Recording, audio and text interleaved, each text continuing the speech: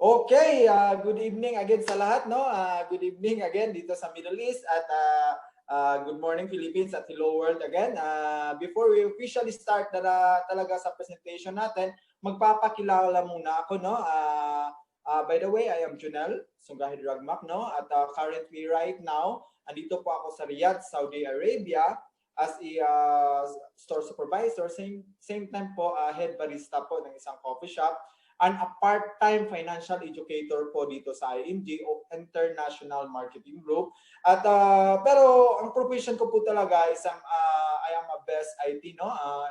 Bachelor of Science Information Technology, major in programming. Talagang ang layo-layo ng mga trabaho ko na ginagawa, no? From become programmer at naging barista ako dito. At ngayon naman, naging financial educator ako dito sa IMG. Siguro nagtatanong kayo bakit ako naging isang financial educator dito sa IMG. Malalaman nyo po, no, along the presentation, bakit talaga ako naging isang financial educator. Okay, at before we move on, no, let's gonna talk a little bit of financial literacy, no? Because yung topic kasi natin today is a mutual fund which is talagang related talaga siya in regard about financial education. At IMG nga po, we are IMG International Marketing Group. We have the campaign right now, no? We have the campaign of 30M by 30 financial literacy campaign. Ibig sabihin po, we are here to teach 30 million Filipino families by 2030 in regard about financial education. Because our company is so, no, nakita po ng company namin that this is one of the main problem nating mga Filipino, no? Kaya nga tayo take advantage because of the lack of financial education, no? Kaya ngayon nga po, we already educate 1.9 million pa lang ng mga Filipino natin, no, all over the globe. Kaya we still have a lot of work to go. We still have 28 million more kailangan pang educate in regard about financial aspect, no? Financial education. Okay, at congratulations po sa inyong lahat because being here, you are one of those 30 million Filipino na na-educate po namin in regard about financial education. Okay, why we are teaching financial education, no? Bakit ba kami nagtuturo ng financial education o financial literacy, no? Because the first reason, may apat po tayo na rason, no? We have 4 reasons why we are teaching financial literacy. The first reason is the rule of money is changing, no? Yung halaga ng pera natin po is nagbabago. Kung noon na po, kung makikita nyo dyan sa chart natin, nasa screen nyo, no? Ang deposit interest rate po since 1976 hanggang 2010 talagang bumaba siya, no? Yung halaga ng pera natin bumababa. No, kung noon man po nakakabili tayo ng ipagpalagay natin, no, yung 5,000 mo kaya nang punuin yung sari-sari store mo. But ngayon po hindi na kayang punuin kahit yung refrigerator niyo. 'Di ba? Kung noon man po pupunta kayo sa grocery, mayroon kayong 1,000 pesos, talagang magdadala kayo ng card, no? Kasi kailangan niyo talagang magdala ng card kasi marami pa kayong mabibili. But nowadays po, I tell you, wag na kayong magdala ng card, no? Kasi yung card ngayon, kapag 1,000 yung pera nyo, para na lang siyang props, no? Wala, kasi konti lang po talaga yung mabibili nyo, no? That's why we are teaching here financial literacy para to deal with this kind of problem, no? Yung halaga ng pera natin bumababa, no? Pero yung mga needs natin tumataas naman, no? At least we are here to educate you how to have another source of income, no? Which can really deal with this one. Okay? The second reason why we are teaching financial literacy is lack of financial education. No? In fact, our president alone, our president itself said mandatory financial education for all migrant families, which is kami po yun, no? Tayo po yun, mga OFW, shall be pursued along the incentive to encourage entrepreneurship. No? Talagang ini-encourage tayo ng Pangulo, no, to have a financial education. Because based sa survey ng Citibank, no, noong 2018, hindi po siya survey ni IMG, survey po siya ng Citibank at na-post po siya sa Manila Bulletin noong 2018, there is 53% lang po ng Filipino na mayroong financial IQ in regard about financial education. no? Yung kaalaman regarding dun sa pananalapi, no? 53% lang. Ibig sabihin, ang 47% doon, wala talagang alam in regard about financial education. No, at ang masaklap pa ganito. Yung 53% na yan na mayroong knowledge, hindi naman nila ginagamit yung knowledge nila in regard about financial aspect. Kaya kung makikita nyo sa Pilipinas, sino ba yung mayaman? Sino ba yung may-ari ng mga company? Di ba? Mga ibang lahi. Di ba? Kaya dito po, we are here, we have the challenge, no? Talagang inaccept namin yung challenge sa Pangulo natin na financial education, no? Mandatory financial education, and IMG is here. No? Nandito po kami para magturo ng financial education sa kapwa nating Filipino all over the globe for free po. Kasi again, as a Filipino po, we see financial education as just an option. But actually, it's a necessity. Kaya nga tayo natitake advantage because of the lack of financial education. Okay, the third reason why we are teaching financial literacy is people live longer nowadays. In fact, nung life expectancy noong 2015 ng mga Filipino, at men daw namamatay sila at the age range ng 69 while the woman is 75. Because before, we know din no, yung mga lalaki talaga yung tatrabaho. Kaya sila yung bubog, kaya sila yung expected talaga na maagang mamatay, no? But right now naman po, nagbabago na rin po siya because now and then naman po, yung husband at wife, nagtutulungan na rin naman, di ba? Para itaguyod yung pamilya nila, no? People live longer nowadays because we have a lot of hospitals, we are equipped with machines, we have a lot of medicines, no? Kung noon man po, madali tayong namamatay dahil sa mga sakit-sakit, no? For example, sa COVID ngayon.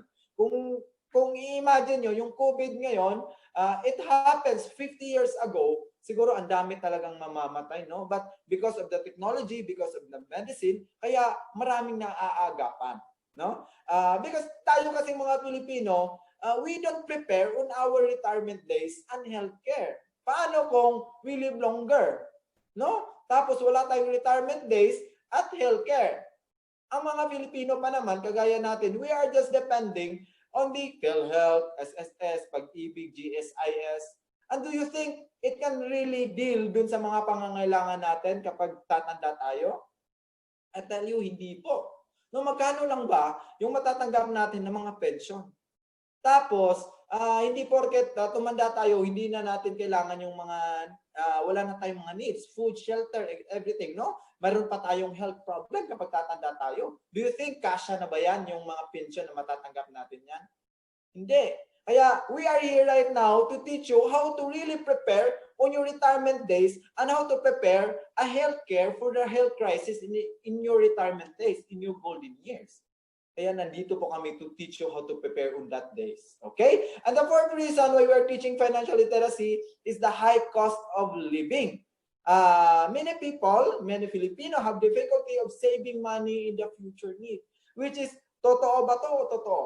Diba sobrang totoo to sa ating mga Filipino? Because why? We don't think about saving money for our future need.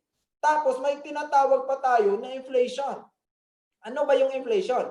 Ito po yung pagtaas ng mga produkto ng mga bilihin. Tapos yung mga sahod natin, hindi naman tumataas.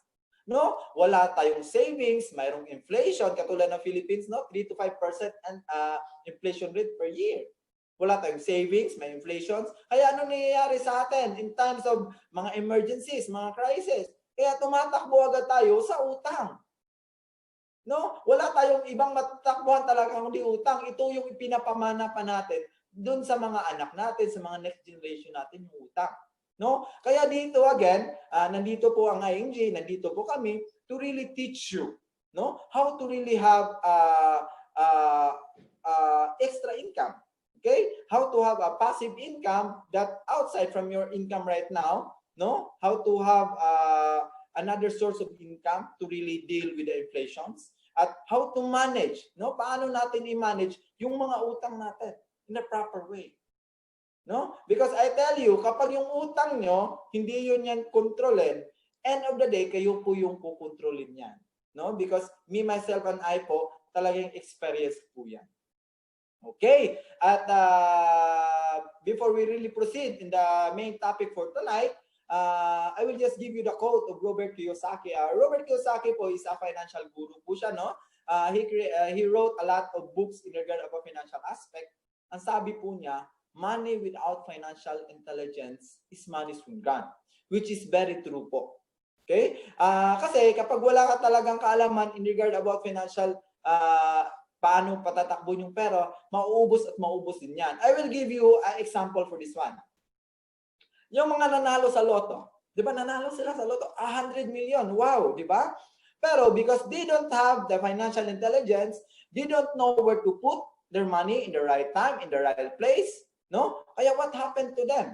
Di ba? After few years, talagang nawala, binangbula ang yung mga pera nila. Kaya bumalik sila sa kahirapan. Kaya it's a necessity talaga to have a financial intelligence. No? Okay, at ngayon pupunta na tayo sa main topic for tonight presentation, no? Which is the basic of stock and mutual fund investment. Ito po yung topic talaga natin ngayon. Dito ituturo po namin sa inyo how to build a long-term investment, no? We have to understand how money works. Bakit ba natin kailangan iintindihin kung paano magtatrabaho yung pera? Because I tell you, money is the best worker. No? Yung pera talaga, yun yung pinaka-best na empleyado o worker. Bakit? Hindi po siya napapagod. Hindi katulad sa atin na nagugutom tayo, kailangan natin magpahinga, kailangan natin kumain, kailangan natin matulog. But if you have the money right now, if you invest din yan, hindi po yan natutulog. No, hindi po yan nagpapahinga. Kaya dito, ituturo namin sa inyo kung paano ba magtatrabaho yung pera. Okay?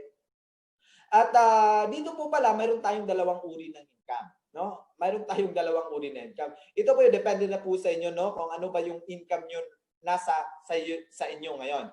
Yung first type of income, ito yung tinatawag nating active income. Ano ba yung active income?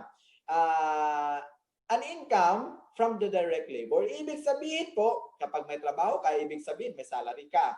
Kapag doktor ka naman, may pasyente ka. Kapag lawyer ka naman, may client ka. Tapos kapag OFW ka, katulad namin, mga seafarer, ibig sabihin may kontrata kami. At tapos sa mga sales personnel naman, yung mga agent commission. No? Ito yung tinatawag nating mga active income. Income from the direct labor. Ngayon, ituturo namin sa inyo is the second type of income. Ano ba ito? Ito yung passive income. What is passive income? Passive income keeps coming even you are not working. Ibig sabihin, kahit wala kang ginagawa, pumapasok siya palagi. Kahit tutulog ka, nakahilata ka, pumapasok siya palagi. In what way? You stop working, your income continues.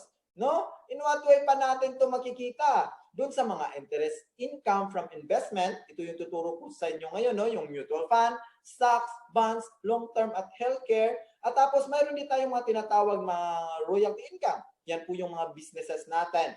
At yung mga rental income, no? Kapag may paupahan ka na bahay, sasakyan, condominium, yan po yung mga tinatawag natin na mga passive income.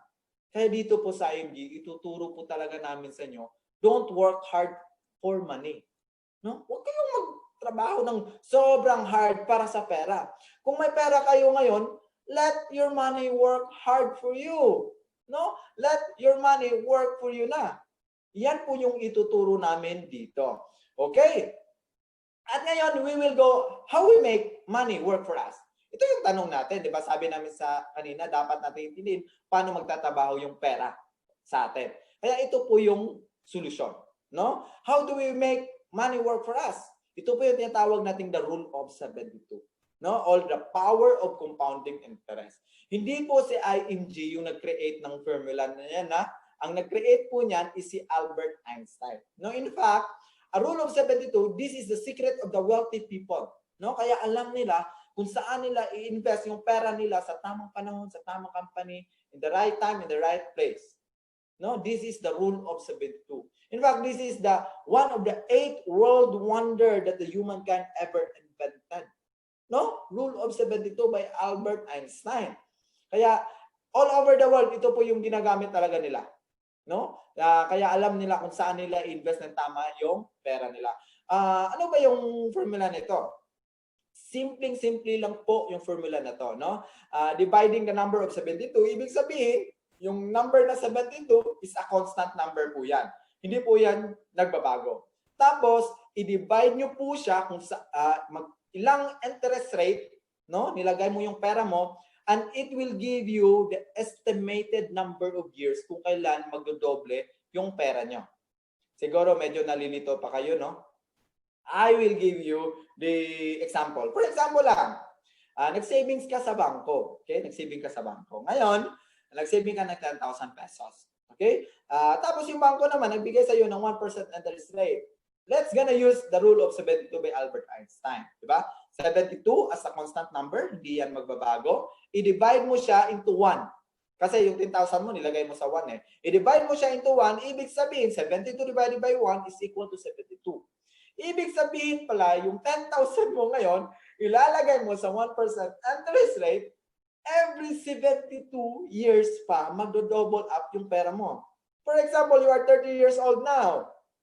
Bilang ka lang 72 years old, nag-ipon ka ng 10,000. 102 years old ka, naging 20,000 yung pera mo. Di ba ang layo? Kaya talagang dapat malaman talaga natin kung saan natin ilagay yung pera natin. No? Nang tama, sa tamang lugar, sa tamang company, at sa tamang panahon. I will give you another example dito sa rule of 72. For example, dito sa investor A. Ngayon sa investor A po, nag-ipon po siya, at the age of 29, nag-ipon po siya ng 100,000. Nilagay niya ngayon sa bangko. Ngayon, si bangko nagbigay sa kanya ng 4% interest rate per annum. Okay? Actually, banks, they don't give 4% interest rate, no? Because yung binibigay ngayon ng bangko is 0.25, 0.50 na lang ngayon, no? Talagang yung 4% ang laki-laki na po niyan, no? But for the sake of example, ilalagay lang po natin. Yung first example is na bank. Okay? For example, 29 years old, naging po siya ng 100,000, nilagay niya sa bank, which is nagbigay ng 4% interest rate. Let's gonna use ngayon yung rule of 72 by Albert Einstein. Okay? 72 as a constant number, hindi yan magbabago. I-divide natin sa 4. Diba? Kasi nilagay nyo yung pera nyo sa 4% interest rate. 72 divided by 4 is equal to 18. Ibig sabihin, if you put your money right now sa 4% interest rate, every 18 years, magdo-double up yung pera mo. Okay? At the age of 29, bilang ka lang ng 18 years. At the age of 47, mayroon ka ng 200,000. At the age of 65, another 18 years, mayroon ka ng 400,000. Maybe on this time, you are very happy. Bakit kayo happy? Because again, the banks are not usually give 4% interest rate. Di ba? But nagbigay sa iyo ng 4%, kaya siguro, you are very proud to yourself that, wow, yung bangko nagbigay siya sa akin ng 4% interest rate. Di ba? Ngayon, there is a company pala na nagbibigay sila ng 8% interest rate outside from the bank. Ngayon, for example, sa investor number 2, no? Alam niya kung saan ilagay yung pera niya. It's a 8% interest rate. For example, at the age of 29 pa rin, nag-ipon siya ng 100,000 pero dito iba kasi nilagay niya sa 8% interest rate. Let's gonna use the rule of 72 by Albert Einstein. Okay? As a 72 nga, as a constant number, hindi yan magbabago. I-divide po natin siya sa 8 kasi nilagay mo yung pera mo sa 8% interest rate is equal to 9. Ibig sabihin pala, if you put your money right now in the 8% interest rate, every 9 years, magdo-double up yung pera mo. Okay? At the age of 29, nag-ipon ka ng 100,000, bilang ka lang ng 9 years. At the age of 38, nagdo-double up na yung pera mo, 47, 56, hanggang umabot ka sa 65 years old. Yung pera mo umabot na ng 1.6 million pesos. No? I-compare mo yung dalawa, ang laki na ng diferensya. At ngayon, nagkaroon ka pa talaga ng huge knowledge where to invest properly your money. No? Kaya nakita mo ngayon, nag-attend ka sa mga webinar, nag-join kayo sa isang company that they providing you information where to invest properly your money. Ngayon, nakita mo ito sa investor number 3, nagkaroon siya ng kalaman, in-invest niya sa 12% interest rate. Okay? At the age of 29, nag-ipon pa rin siya, 100,000. Okay? But dito, different na. Bakit? Nilagay niya sa 12%, di ba? Let's gonna use again the rule of 72 by Albert Einstein or the power of compounding interest. 72 as a constant number, hindi niya nagbabago. I-divide po natin sa 12 kasi nilagay niya sa 12% interest rate. is equal to 6. Ibig sabihin pala, if you have the money right now, if you invest in the 12% interest rate, every 6 years, magda-double up yung pera mo. Okay, for the example, 29 years old ka, bilang ka ng 6 years, 35, tapos naging 41, 47, 53, 59, hanggang 65. Yung pera mo, umabot na po siya ng 6.4 million pesos. Di ba? Ang laki ng difference. For example, yung 4% sa bangko. Okay? Ikaw yan, yung investor number A, number 1. Nilagay mo yung 100,000 mo sa bangko. Do you think that the bank, yung pera mo, nilagay nila sa vault nila? No, hindi. No, in-invest nila yan. For example, in-invest nila sa 12% interest rate. No, at the age of 65, the same age, ang binalik ni bangko sa iyo is 400,000 lang. Yung na-income nila from your money is 6 million. Ang laki. No, I'm not saying right here, no, that the bank is bad. No, they are also a vehicle to achieve our financial goals, no, in life. But they are not a good vehicle. No, it's not the work of the bank. Hindi po trabaho nila na educate tayo in regard about financial education. No, kaya natitake advantage tayo. Again, the banks are not bad. No, they are good in regard about dun sa mga emergency fund natin. Every now and then, pwede natin i-withdraw dun sa mga ATM machines nila at yung mga business transaction.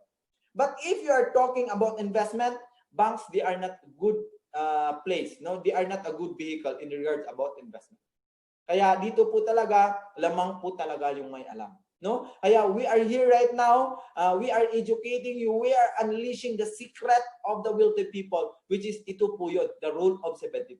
Dito mo po malalaman kung saan talaga invest ng tama yung pera mo. Sa tamang panahon, sa tamang company. Okay? Ngayon, let's gonna proceed dito. For example lang, how do you want to make a 6 million? How do you want to make a 6 million? Paano mo ba makukuha yung 6 million? May dalawang paraan po tayo niyan. Actually, we can put 5 million, 10 million, depende po yun sa goal at target niyo. Okay? Just for the sake of example. Ito, 6 million yung example natin. May dalawang way po tayo paano natin makuha sa 6 million. The first way is you work for 6 million. The second one is money work for 6 million. For example, you work for 6 million at the number 1. Ito po yun. How many years you work for 6 million? Ilang taon po ba natin pagtatrabahuan para makuha natin yan si 6 million? Okay? Very simple lang po yung computation. Magkaroon ka lang po ng 200,000 per year. Tapos, yung ipon mo talaga, no? Tapos, ipunin mo lang po siya in 30 years time. At magkakaroon ka na po ng 6 million. Walang labis, walang kulang yan. Ang tanong, mayroon ka bang investment na 200,000 per year? Tapos straight mo pa 30 years yan ipon. Di ba? Yung 200,000 po, I tell you, this is the minimum wage na trabaho sa isang empleyado. No, kumakain ka pa, may mga utang pa. I tell you, parang ang hirap po nito. Depende siguro kapag maganda yung trabaho mo. Okay? Ngayon, ituturo po namin sa inyo yung money works. Kaya nga, doon kanina, tinuturo namin sa inyo, let your money work hard for you. Ito po yung number 2. No money works. Ano po ba yun? For example, ganito lang. Very simple. You have 100,000 ngayon. No? You have 100,000 ngayon. I-invest mo lang po siya sa 12% interest rate. Lagay ka lang. No? Huwag mo nang dagdagan. Huwag mo nang punan.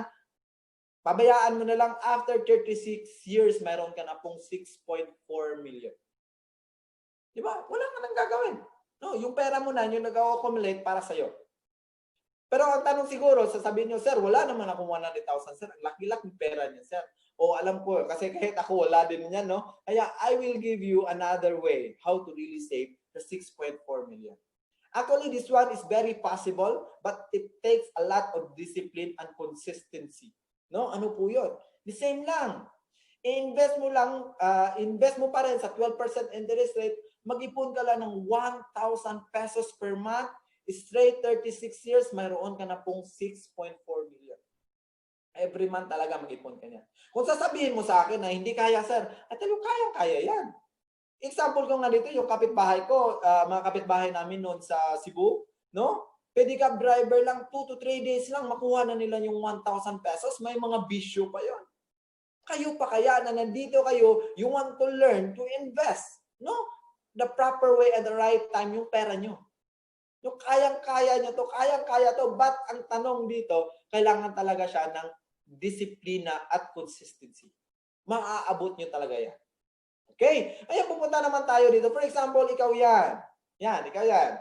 No? Si Mr. Know-how. Ibig sabihin, wala tayong alam. May pera tayo ngayon, nagbabasa tayo sa dyaryo, no? Kung saan natin ilagay yung pera natin. But as a Filipino kasi, yung sa atin, no, yung pinakaunang napasok talaga sa utak natin, if we think about investment, yung bangko talaga.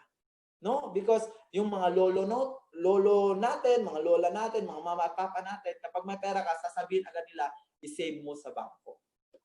For example, isave mo sa bangko yung pera mo. Ang tawag po sa iyo is depositor. Okay? Again, yung bangko, again, hindi po nila patutulugin yung pera mo. Ini-invest po nila yan. Saan nila ini-invest? Sa mga government securities. Yan po yung mga treasury bills. Okay? Sa mga commercial papers. Doon po yun sa mga corporate bonds. Yung mga stock and equities. Sa retail loans. Yung mga credit card, housing, at mga real estate. At alam nyo, magkano yung rate of return niya? 12%. Magkano ba yung bigay ni bangko sa inyo? 0.25%. Oh my goodness. Di ba? Ang baba. Siguro wag nating pasamain masyado yung image ni bangko. No? 1% yung balik niya sa'yo. Still, 11% yung kinita niya from your money. No? Kaya dito po, ituturo po namin sa inyo where to really invest properly your money if we are talking about investment. Yung, ituturo po namin sa inyo, invest in the mutual fund. No? In a mutual fund po, kapag invest ka po doon, ang tawag po sa iyo is shareholder or a part owner. And you know where the mutual fund invests your money? In the same place where the bank invested your money. The same interest rate of return, 12%. And the good thing is this. Okay? Because you are a shareholder, a part owner, yung balik sa iyo ni mutual fund is 12% then. Ngayon, papipiliin ko ngayon. Saan kayo? Dito sa bangko o sa mutual fund? If you gonna ask me, syempre sa mutual fund ako. No? But before, I don't have the knowledge. Yung sa akin din, gusto kong iipon sa bangko. But kaya nga dito, lamang po talaga yung may alam. No? Knowledge is power po talaga. Okay? Ayun, dito for example, ito po yung chart ng on the power of compounding interest, no? For example lang, actually, you can ask the person who invited you right now, no, to have this kind of chart. Magdedepende po yan sa goal at target nyo. Magkaano ba yung gusto nyong maabot at ilang number of years, no? We can compute naman dyan, no? For example lang, sabihin mo ngayon, sir, gusto kong magkaroon ng 3 million in 30 years, no? Kaya, we can suggest sa inyo, no? Ilagay nyo sa 12% interest rate, no? Mag-ipon ka na ng 1,000 pesos per month straight 30 years, mayroon ka na pong 3 million. Okay? Kasi usually kapag wala tayong alam, nilalagay natin sa bangko, for example, 4%. Kung titingnan yung comparison, ang laki. Di ba? Kaya this is the power of compounding interest. No? Kaya dapat alam nyo talaga kung saan yung invest ng tama yung pera nyo. For example, sasabihin mo, sir, gusto ko mag-ipon ng 1.1 million in 10 years time. No? Kaya, as a financial educator, we know where to teach you, no? Where to invest properly your money. We can say, put your money in a 12% interest rate, mag-ipon ka na ng 5,000 pesos per month. After 10 years, meron ka ng 1.1 million. No? But if you don't have the knowledge, siyempre, nag-ipon ka directly sa bangko, 4%. After 10 years, 700,000 lang yung naabot ng pera mo. Diba? This is the power of compounding interest. Again, you can ask the person din, no, na nag-invite sa inyo in regard about this chart. They can really compute, no, kung paano natin i-compute, magkano yung per month na kailangan natin ipunin, saan natin ilagay para ma-achieve agad natin yung financial goals in life natin. Okay? At ngayon, pupunta tayo dito. We have to remember, no, that the higher the yield, the higher the risk. Kaya, siguro, if the best way to reduce risk, lalo na kapag gusto mo mag-invest sa stock market, is to invest in the mutual fund. Bakit mutual fund, no? Mayroon kasi tayong tinatawag na dalawang uri ng trading, no? The first one is direct trading, and the second one is indirect trading. Ito po yung mutual fund, yung indirect trading. Yung direct trading, I tell you, ang laki ng income nun. No? Ang laki talaga ng return nun, but too much risky naman yun. No? Too much risk talaga yung direct trading kasi ikaw pa yung magbabasa ng, ikaw talaga yung driver doon, no? Ikaw magbabasa ng portfolio, analysis, talagang ikaw nakatutok talaga sa economy, no? Kung pwede kang kumita doon ng 1 million in 1 hour, pwede ka ring maubos yung investment mo in 1 hour din kapag wala ka talagang, hindi ka equipped with knowledge and experience. Kaya, if baguhan ka pa lang dito, we are suggesting, no? Sinasuggest namin sa inyo, invest in the mutual fund or indirect trading. Bakit? Ito po yung indirect trading is nakikisakay lang po tayo. No? Mayroon na po tayong fund manager, siya na po yung gumagawa, siya na po yung gumagalaw sa atin. No, wala na po tayong gagawin. Okay. At tapos, ito po yung mga type ng mutual fund. Okay? The first type ng mutual fund, yung tinatawag natin bond fund. No? It's a conservative type of mutual fund. No? Yung purpose po nito is capital preservation. Actually, 4 to 6% per annum lang po yung interest rate nito. No? A bond fund is a low risk talaga siya, type of mutual fund that invests mostly in the fixed income instrument, no? Such as the government securities and corporate bonds. No, dito kapag konserbatibo ka talaga, then invest your money dito. Kasi yung recommended stay of lend ito is 1 to 2 years time lang. Pwede nyo na agad i-withdraw yung pera nyo. 1 to 2 years time lang. Kung konserbatibo ka talaga.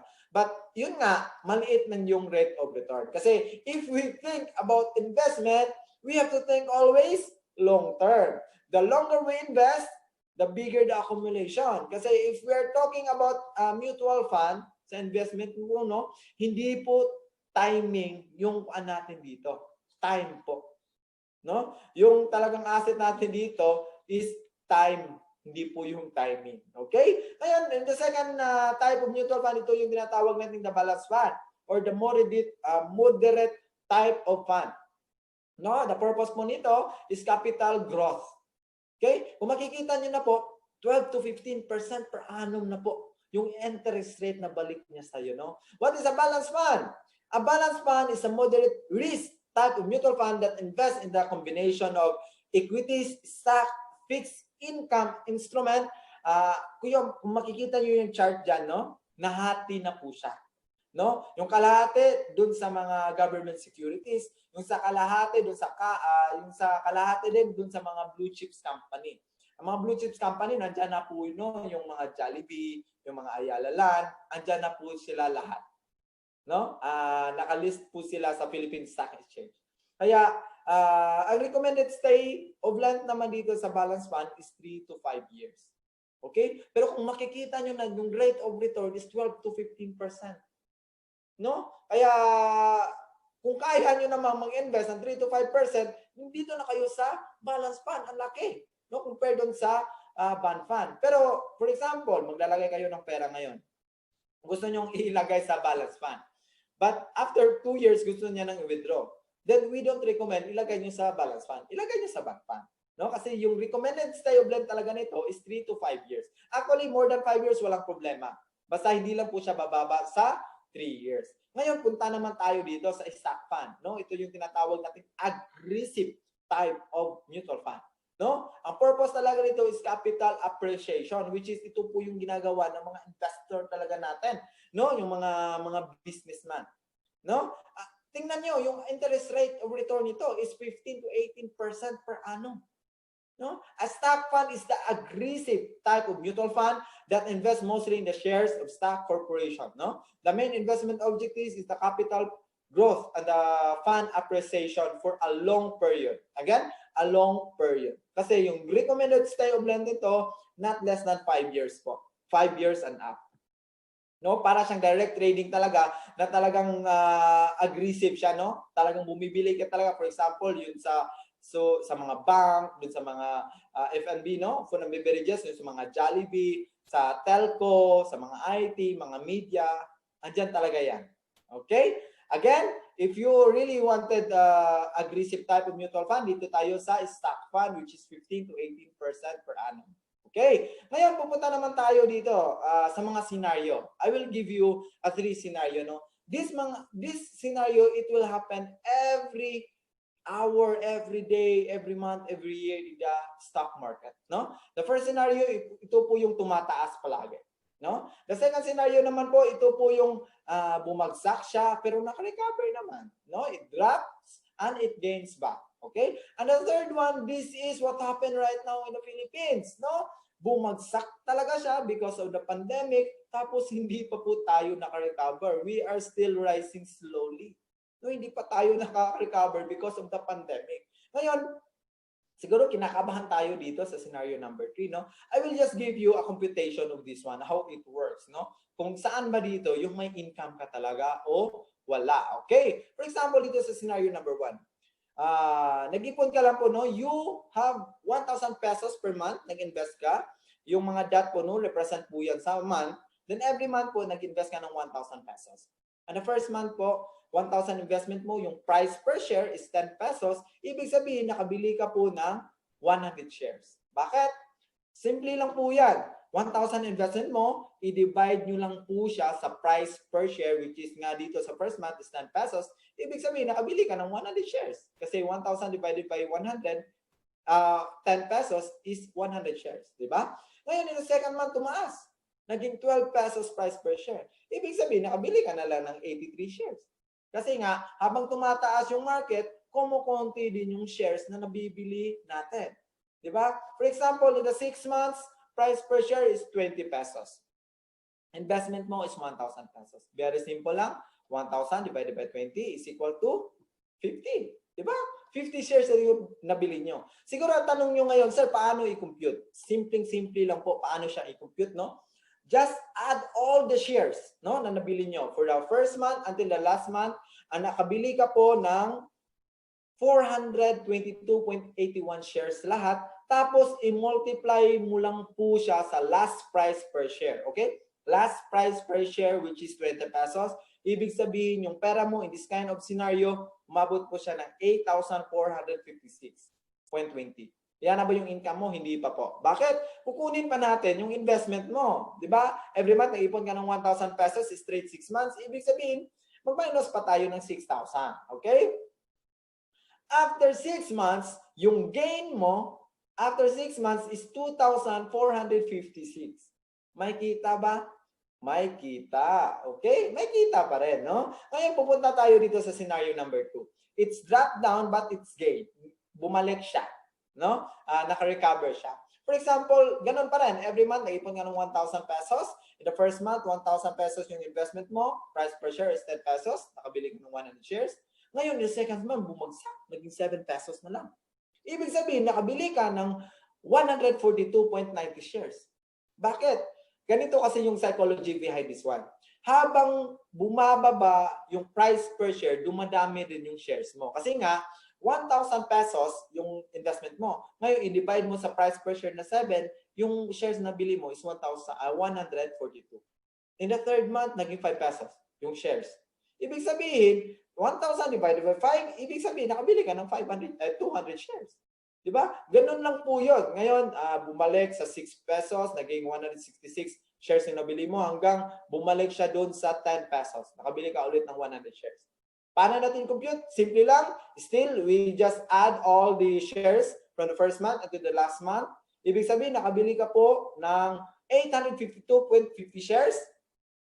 No? Ngayon, i-multiply natin siya sa last price per share, which is 10 pesos. Ibig sabihin, yung pera mo, umabot po siya ng 8,525. No? Minus natin yung investment natin na 6,000. Ibig sabihin, yung pera natin, gain after 6 months is 2,525. Which is, medyo lumaki pa nga siya sa scenario number 1. Diba? Ngayon, pupunta na agad tayo sa scenario number 3. Ito po yung kinakabahan tayo, no? Kasi sobrang bumagsak, no? Hindi pa naka-recover. This is what happened right now in the Philippines. No? Sa stock market natin. In the first month, the same lang po, 1,000 pesos per month. Okay? Just to give you the comparison. Okay? In the first month po, 10 pesos price per share. Nakabili ka ng 100 shares. In the second month, naging 4 pesos price per share. Ibig sabihin, nakabili ka ng 250 shares. In the third month, naging 2 pesos. Nagkabili ka ng 500 shares hanggang in the fourth month, bumagsak talaga siya. Ito po yung nag-lockdown talaga lahat, no? Nagka-close yung mga company. Kaya bumagsak yung price per share ng 1 pesos, ibig sabihin nakabili ka ng 100 shares. Tapos naka-recover konti kasi may mga company na nag-o-open, no? Nag-ooperate na hanggang ngayon, no? May nag-open na pero hindi pa naman lahat. Kaya bumalik siya sa 5 pesos, no? Price per share. Ibig sabihin nakabili po tayo ng 200 shares. How we compute this one is the same formula. Add natin lahat ng shares from the first month until the last month. Ibig sabihin in this kind of scenario nakabili ka po ng 2,550 shares. Multiply natin siya sa last price per share which is 5 pesos. Ibig sabihin, yung pera natin, umabot po siya ng 12,750 minus natin yung 6,000 na investment natin. Tingnan natin, kumita ba yung pera natin?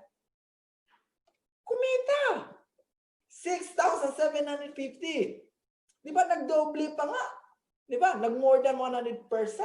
Kaya I tell you, no, this is the right time to invest.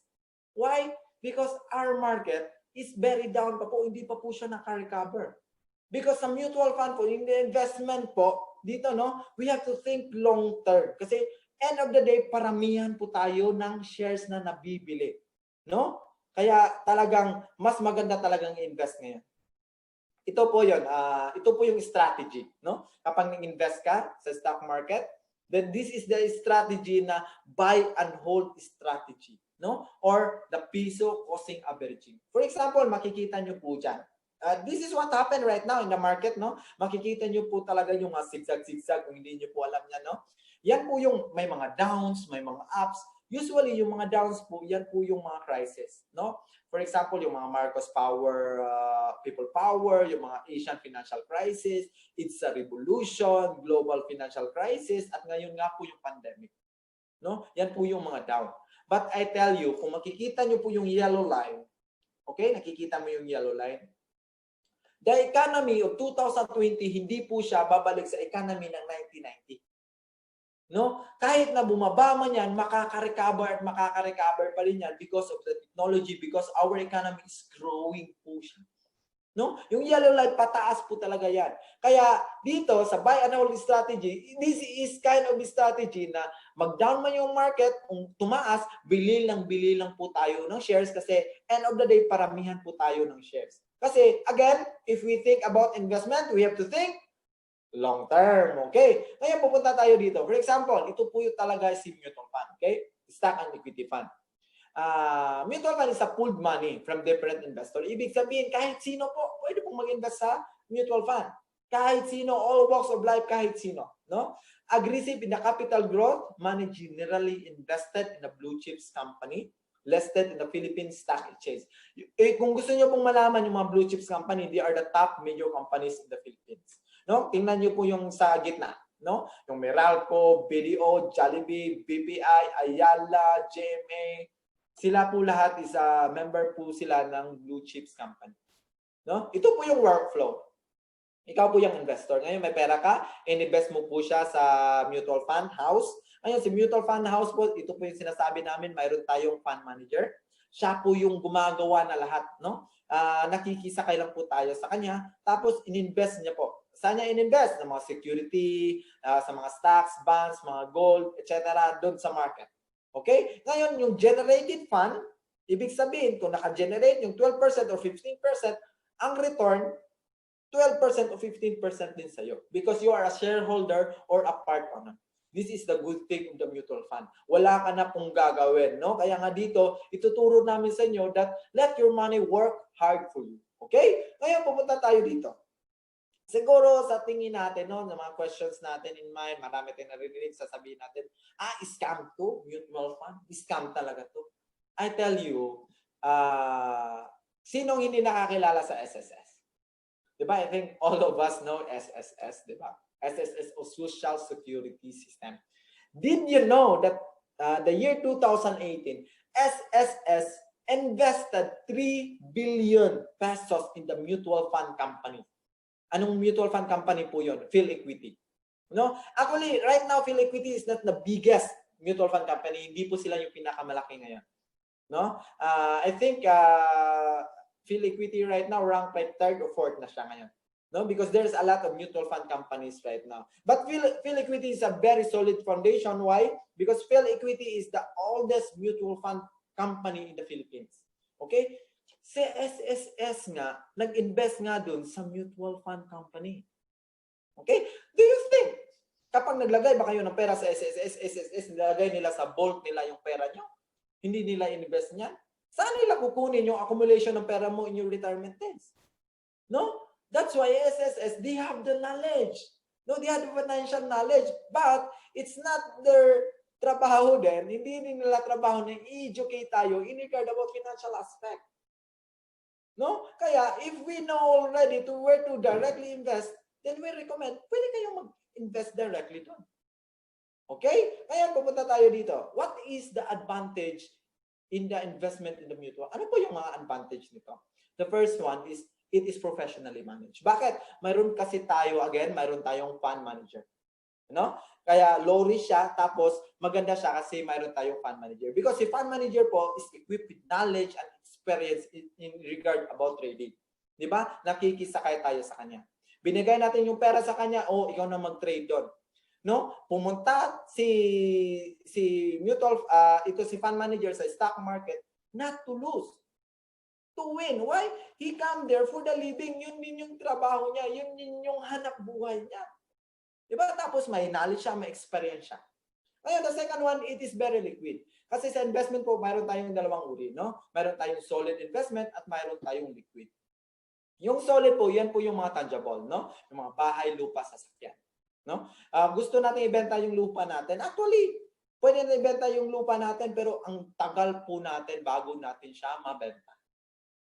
No? In fact, pwede natin siya mabenta ng madalian pero yung value niya pabababaan natin. No? Pamurahan natin yung value niya, but still, no? It takes time kasi marami pa mga signatory ng mga attorneys, mga ganon. It takes months or years pa rin. No? Pero yung value niya bumaba na. But dito po sa mutual fund, no? Very liquid siya. I tell you, 2 to 3 days lang, ibebenta mo na yung shares niyo kasi liquid nga siya, shares siya, ay wala na, ubus na yan. Tapos yung value niya, hindi talaga bababa. How much is the price per share this time? Yun talaga yung price niya, paano mo siya ibebenta. Bakit? There's a lot of investor na nag-aantay dun sa mga tao na gusto magbenta ng investment nila, yung mga shares nila. Why? Because yung mga wealthy people kasi, they know already investment that they have to think long term. Kasi end of the day, paramihan ng shares yan. I tell you dito sa mutual fund, very liquid siya, di ba? 2 to 3 days, benta mo. I tell you, maybe 1 week or 7 days, working days, mabalik na sa'yo yung pera mo. Yan yung kagandahan sa mutual fund. Very liquid siya. The third one is, it has a low initial investment requirements. Actually, right now, Phil Equity, you know, sa mga mutual fund company, how much yung initial investment nila? 1,000 pesos lang. Kaya nga dun sa mga post namin, si Jollibee may hawak ng 1,000 pesos. Even me, myself, no, na-join ako dito because of Jollibee na may hawak ng 1,000 pesos. Then proven ko din talaga yon, no? Very low initial investment, 1,000 pesos lang, pwede ka na mag-invest sa mutual fund company. Ngayon, sa fourth one is very transparent because if you become a member of IMG, mayroon po tayong transparency because mayroon tayong portal. No? Kahit every minute, every hour, every second pa natin tingnan yan, makikita talaga natin yung investment natin. Okay? Ngayon, very diversified siya. The fifth advantage, ano yung diversified? For example, nalagay ka ng 1,000 pesos, binigay mo kang fund manager. Si fund manager po, yung pera mong 1,000, hindi niya po in-invest kang SM lang. No. In-invest niya po, for example, SM 200, GMA 200, dito sa Ayala Land 200, Abuetes 200, EB7 200. For example, bumagsak sa EB7. Nalugi ka ba? Hindi pa. Bakit? Diversified siya, kinakalat niya yung investment mo. This is the good thing of the mutual fund. Okay? The second to the last, it is a zero sales law.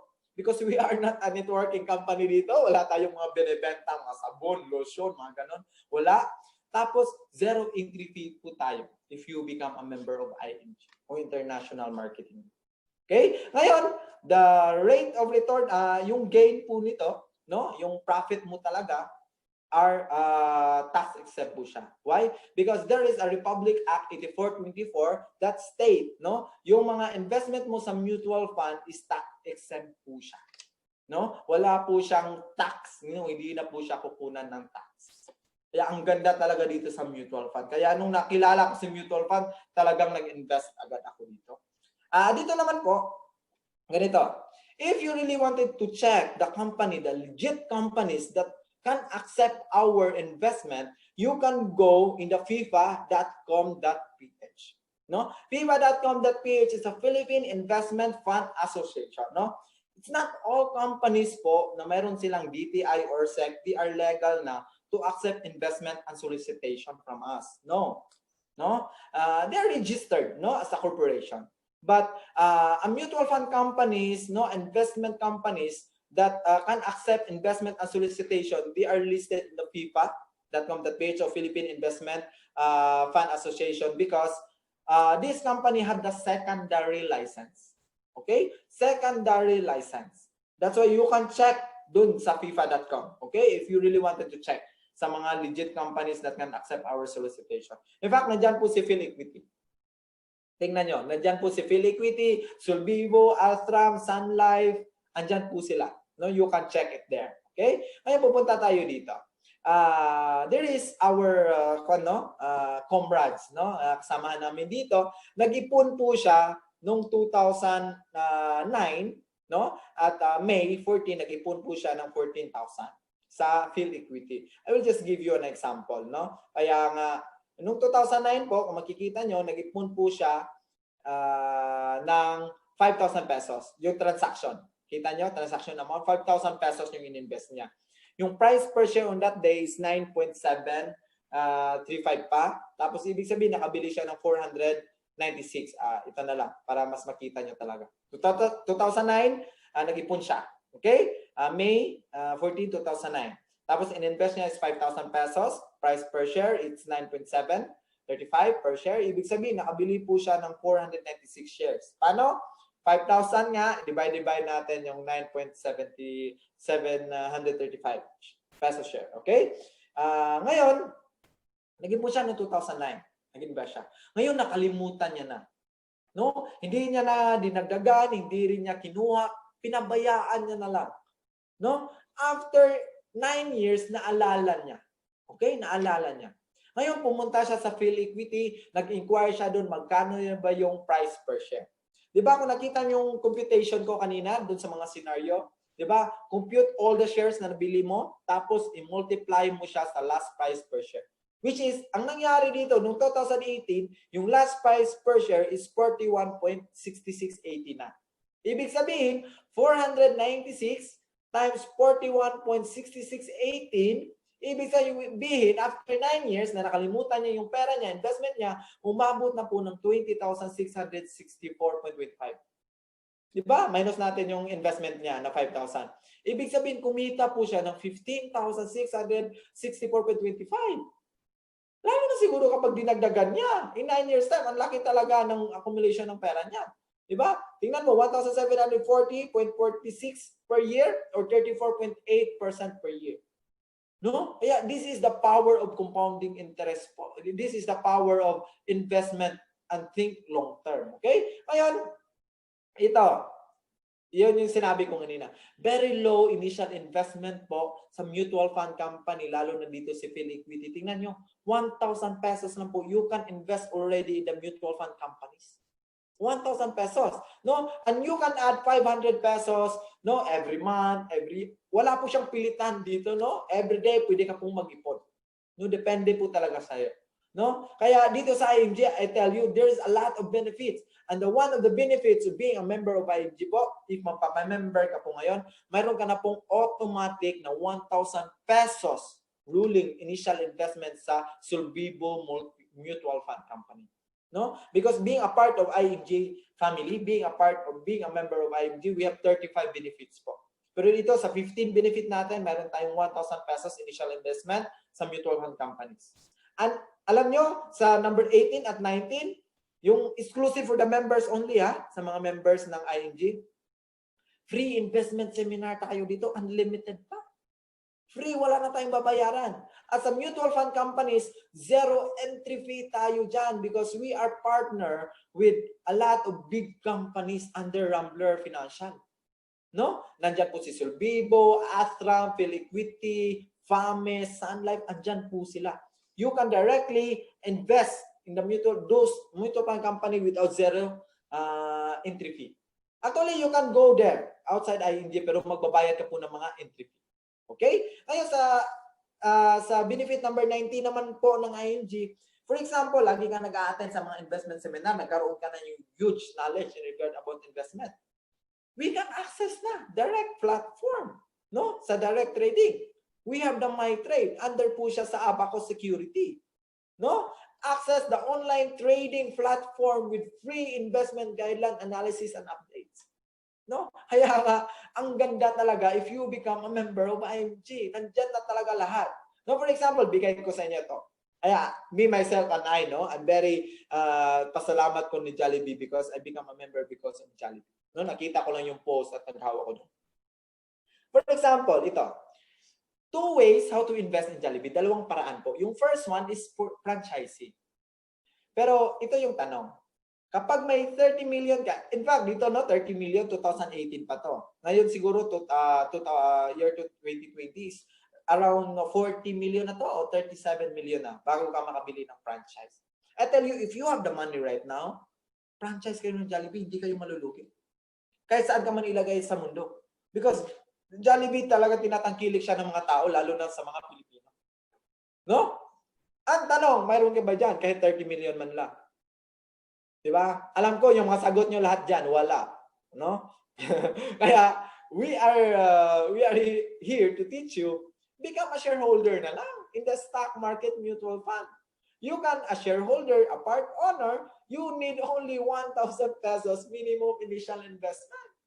1,000 pesos lang po. Kaya ang tanong dyan, how much do you have right now? Meron ka bang 1,000? I will give you example, okay? Noong 2013, ito po talaga, no, based talaga to sa sa price per share ni Jollibee. Noong 2013 po, 100 pesos per share kapag bibili ka ng share ni Jollibee. Okay? Ngayon, there is a investor, no? Nag-invest po siya ng 100,000 in 2013 in Jollibee. No, yung price per share is 100 pesos. Ibig sabihin, nakabili po siya ng 10,000 shares. Ngayon, after 5 years, because si Jollibee talagang grabe talaga yung pag-bloom niya sa industry natin, noong 2018, February 12, umabot po yung price per share ni Jollibee ng 283 per share. Ngayon, withdraw niya na. Withdraw niya. Di ba yung explanation ko kanina? Di ba? Numbers of share, tapos i-multiply mo siya sa last price per share, 10,000, na-multiply to 283 pesos. Ibig sabihin, yung 100,000 niya na investment na in 2013, in 2018, umabot na po ng 283,000 pesos. Tingnan nyo. Di ba? Ang laki. Kaya dito po, dapat malaman nyo where to invest properly your time, your money, in the right place, in the right company, at the right time. No, kaya this guy, he know already about stock market. Nag-invest siya sa Jollibee, ang laki na ng income niya, di ba? Mag-triple talaga yung pera niya. Di ba? Kaya dito, lamang po talaga yung may alam, bidang-bida silang mga shareholder talaga ni Jollibee. No? Kaya ano pang hinihintay nyo? Okay? Ngayon, dito po kasi sa ING, you can bypass already the middleman. No? You can access the financial companies, enjoy discount from the financial products you buy, become your own money manager. No? Actually, outside ING, no? Pwede ka namang maka-access sa kanila doon, pero dadaan ka po siya sa mga broker, mga agent, kukuha po sila ng mga commission from you. Kaya I tell you, just become a member of ING na lang. No, yung ibigay mo sa mga broker na yan, mga agent na yan, mga commission na yan, ay ipa-member mo lang sa ING kasi sa ING, one-time, lifetime tayo dito at maganda pa dito, one-stop shop na tayo dito. If we are talking about healthcare, mayroon tayong Kaiser, mayroon tayong Julius Reyes. Sa insurance, mayroon tayong Philam Life, mayroon tayong Fidelity Life, mayroon tayong Manila Bankers. Sa investment, ay naku, ang dami. Ramblers or Vivo, mayroon tayong direct trading sa MyTrade. No? Sa real estate naman, gusto nyo bumili ng mga bahay, mayroon tayong Ayala Land, SMDC, Mega World. Di ba? General Insurance, mayroon tayo dyan. Sa mga Allied Financial Services, mayroon tayo dyan.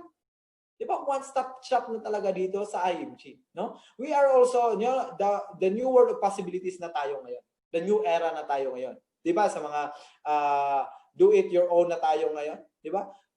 IMG also is the new concept, no, in the financial industries. No, mayroon din tayong mga alat o mga rewards, no? Mayroon din tayo, hindi lang po yung Robinson na mayroon silang mga reward card, SM reward card, no? Sa IMG, we have a lot of rewards. I tell you, we're already 35 benefits na po already right now. No? Kaya ano pa yung hinihintay nyo? Just become a lifetime member of IMG. Again, lifetime. Hindi po siya weekly or yearly. Lifetime po talaga siya. No? Ang maganda pa dito, we have a very transparency. Mayroon tayong transparency. Mayroon tayong tinatawag na portal. No? Makikita talaga natin diyan yung mga investment natin, mga certificate natin, mga policies natin. Kaya hindi tayo matatakot, no, na na-scam na tayo. Because dito po sa IMG, we are really building you, know how to really invest your money at the right time, at the right place. No? Kaya makikita nyo, we are very transparent dito. Kahit every minute mo patingnan, makikita nyo talaga yan. Okay? Ngayon, who are the members of IMG? Sino ba yung mga members ng IMG? We have a lot of member po, global na po tayo, no? In fact, sa Philippines, mga uniform personnel po. No? We have the LGUs, teachers, mga government officials. Ngayon po is mga OFW talagang tinatarget namin. Why? Because tayo po kasi yung mga target ng mga loans, lalo na yung mga teachers, mga government officials. No? Kaya dito po, ituturuan po namin kayo how to really manage your finances, where to invest properly your time, how to get out from the debt. No? Kaya nga dito, ang dami na po namin mga government officials, mga uniform personnel po. Okay? Ngayon, we are already around the globe. Okay? If you really wanted to see, know where is IMG right now in the globe, we have already a lot. No? We have already in Japan, we have already in KSA, parang ako po dyan, nandyan, no? Mayroon tayo sa US, si Ma'am Chelsea, mayroon tayo dyan sa Caribbean, si Sir Arnel, no? We have from Taiwan, si Ma'am Jessa, we have also Ma'am Jalay, no? From UK. Actually, we are already global na po tayo. If you really wanted to see ING, nasaan po siya ngayon? If you see a certain country na may isang Pilipino na gusto niyang tumulong sa kapwa niya Filipino in regard about financial education, then ING is there. Bakit? ING is unique po. Siya lang po sa buong mundo ang nagtuturo ng free financial education. That's why you are very thankful ngayon sa nag-invite sa inyo, no? Because he cares for you. She or he cares for you. Nang-invite ka niya dito.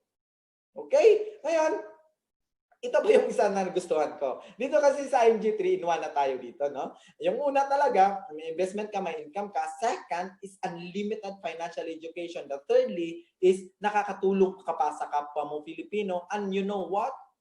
Habang tumutulong ka sa kapwa mo Pilipino, binibigyan din kami ng mga rewards. Mayroon din kami mga rewards, no? Yan po yung travel abroad, no? Kaya wala kaming binabayaran. Kahit pa yung pang-allowance namin, si IMG pa yung nagbigay. Kaya nga kami, we are doing the mission of helping our fellow Filipino. No, nakakatulong ka pa, nire-reward ka pa. No? Kaya siguro kapag gusto niyo nang mag-member, no, ng IMG, we have these bank accounts, okay? You can directly drop your money in these bank accounts, okay? Hindi po yan dadaan sa akin because I tell you right now, kapag mag-member ka po, wala po akong mahita sa inyo kahit 1 peso. No? We are here just the mission to help you. No, okay? You can screenshot this one or else you can ask the person who invited you right now, no, para mabigyan ka po nila o mag-guide ka po nila sa online registration natin. Okay? At before I end the presentation, I will just give you the quote of Bill Gates. Ano po yung quote ni Bill Gates? Ito po yun. If you born poor, it's not your mistake. Okay? But if you die poor, it's your mistake. True or true? True, tama, no? Yung una, if you born poor, it's not your mistake. It's totoo naman talaga yun, hindi mo kasalanan yun. Pero dito, but if you die poor, it's your mistake, which is very totoo talaga yun. Why? Because, for example, right now, you have the knowledge where to invest your money, your time, no? In the proper way right now, you have the knowledge, you have the skill, you have the money, you have the time, you have everything right now, pero hindi mo yan ginamit para baguhin man lang yung takbo ng buhay mo. Then whose mistake is that? It's not the president. It's not your neighbor. It's not your parents. It's your mistake. Kaya dito po sa IMG, knowledge is power po. But that knowledge na sinasabi ko sa inyo ngayon, without implementation, sabi ko sa inyo, there is no power within it. No? Kahit ilang webinar pa na kagaya nito, sinalihan nyo, I tell you, kahit ilang financial educator pa, best friend mo dyan, o nasa tabi mo na ngayon, kahit isang library pa ng libro about financial aspect yung binasa nyo, but if you don't take action, I tell you, you are just like playing, you are just like recreation. No? Kaya take action. Because if we die poor, it's our mistake talaga because we have everything na talaga. Okay, at thank you so much no, sa mga guests natin ngayon at congratulations. At if you really wanted to coordinate with me, you can check no in my FB account, Jonelis Ragmac, no? Hindi tayo nag-aalias kasi wala naman tayong tinatago dito, no? Tapos, you can send me email in ragmac.junel@gmail.com. You can contact my mobile number, international number dito sa Riyadh, Saudi, no? At you can subscribe also my YouTube channel, no? Nandyan po sa gilid, yung Helping Hand Studio. Ako po yan. You can subscribe that channel also. Thank you so much at congratulations for bearing with me. I hope na may natutunan po tayo in regard about financial education. No? At sana mag-take action kayo. Because again, that knowledge right now na nandyan sa inyo, if you don't take action, it's dead. No? There is no power within it. Kaya thank you so much po at to God be the glory sa lahat and keep safe man kung saan ka man ngayon no, sa mundo natin. At again, to God be the glory at thank you.